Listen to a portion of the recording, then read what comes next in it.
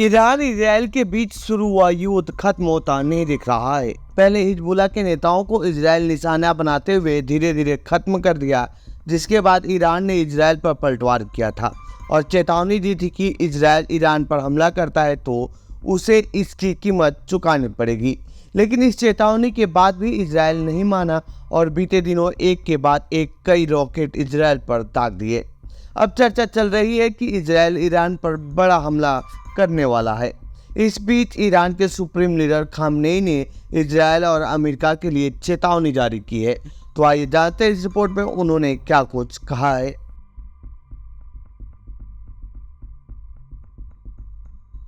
दरअसल मंगलवार यानी 5 नवंबर को होने वाले अमेरिकी राष्ट्रपति चुनाव से ठीक पहले पश्चिमी एशिया में युद्ध के संकट दिख रहे हैं, जो पहले से ही गाजा पट्टी में इजराइल हमास युद्ध और लेबनान में हिजबुल्लाह के खिलाफ इजराइल के जमीनी अभियान से झुलस रहा है।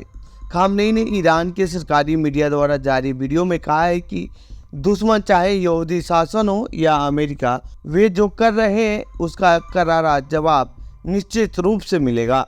उन्होंने जवाबी कार्रवाई के समय या दायरे के बारे में विस्तार से नहीं बताया है। अमेरिकी सेना पूरे पश्चिम एशिया में सक्रिय है। कुछ सैनिक अब इजराइल में terminal high altitude area defence यानी थर्ड वाई रक्षा प्रणाली का प्रबंधन कर रहे हैं।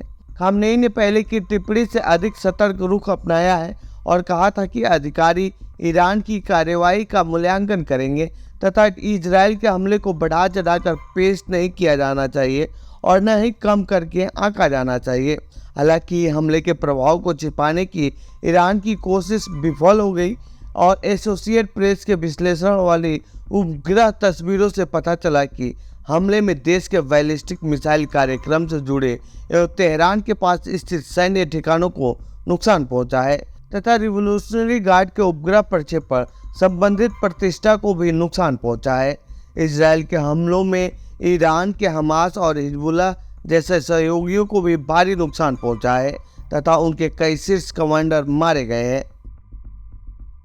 तो ये थी इजराइल ईरान हमले से जुड़ी हमारी रिपोर्ट। आपको कैसी लगी ये रिपोर्ट कमेंट बॉक्स में बताएं। साथ ही इस पूरे मामले पर आप क्या कहना चाहते हैं कमेंट बॉक्स में लिखें।